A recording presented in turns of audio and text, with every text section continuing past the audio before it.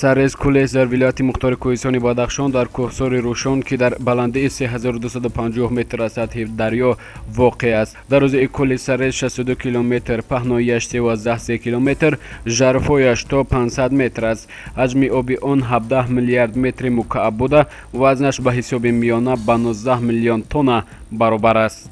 بغیر از رود مرغاب که از دریای اقصای افغانستان سرچشمه میگیرد، در این کل 17 رود خرد و 16 رود کوچک موسمی میریزد. آب اضافی اساساً از روی سد به پایان جاری می شود.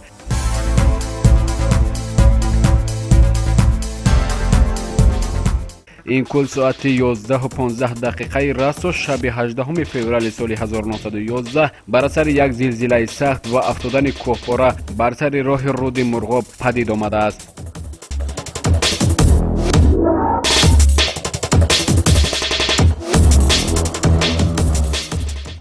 در پی این زلزله دهه اوسای بدخشان تاجیکستان زیر خاک و سنگ مانده. از تمام ساکنانش تنها یک پیرمرد و 2 پسر بچه زنده ماندند و 57 نفر در زیر کوهپاره جان خود را از دست دادند. تمام حیوانات خانگی آنها نیز تلف شد. جمع الجمع بر اثر این زلزله 105 تن جان خود را از دست دادند. شدت دقیق این زلزله تا به حال مشخص نشده است، ولی عالمان میگویند رصدخانه پولکوف واقع در نزدیکی شهر سن پتربورگ فدراسیون روسیه این زلزله را احساس کرده است. در نتیجه بسته شدن مجروح رود مرغاب خطر زیر آب ماندن به روستای سرز و باز 3 دهه دیگر تهدید کرد. ساکنان سرز دهه و خانه ها و درخت و باغ هایشان را رها کرده توسط منطقه مرغاب به قلمرو ناحیه شغنان به دهه سرحد بدچار کوچیدند. در جای افتاده کوهپاره اوسای کولی بزرگ پیدا شد و دهه سرز را به کام خود فرو برد.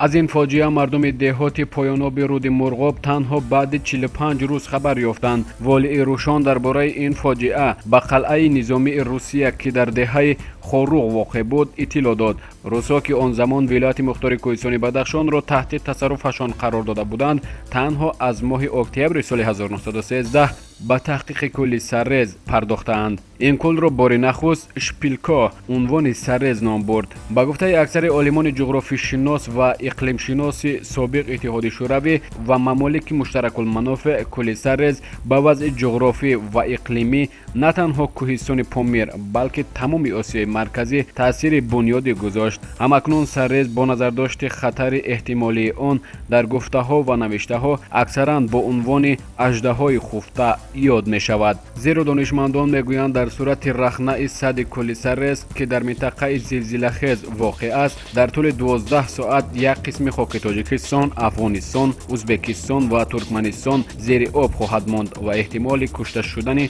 حدود 5 میلیون آدم از جمله ساکنان این کشورها وجود دارد. خطر احتمالی رخنه سد سرز را عالمان طبیعت شناس به 3 عامل مربوط می‌دانند: وقوع زمین لرزه، افزایش سطح آب و ریختن کوهپاره‌های اطراف. در عین حال یعنی با گذشت بیش از 100 سال از ترکش آبانبار طبیعی، طول کل به بیش از 70 کیلومتر و چقری آن به 500 متر رسیده است. حجم آب جمع شده به 17 میلیارد متر کوبی برابر شده است. این کل در بلندی 3000 متر از سطح آب بحر جایگیر شده است. کل سرز از زمان پیدایش در مرکز توجه نهادهای زیست محیطی تاجیکستان و منطقه قرار داشت. هنوز در سالهای 70 عصر گذشته متخصصان شوروی در پی تحقیقات زیاد به این نتیجه رسیدند اگر چاره‌های ضروری اندیشیده نشود، در دراز مدت جمع شدن بیش از حد آب باعث ویران شدن سد طبیعی و سرازیر شدن آب و سنگ و گل خواهد شد، امری که جان 6 میلیون از اهالی آسیای مرکزی را در معرض خطر قرار خواهد داد. بعد به دست آوردن استقلالیت، مسئولین تاجیکستان تلاش نمودند با پیشنهاد کردن رقم و دلیل‌ها خطر کل سرز را معرفی و برای پیشگیری از فاجعه‌های اکولوژی و انسانی تلاش‌های به خرج دادند.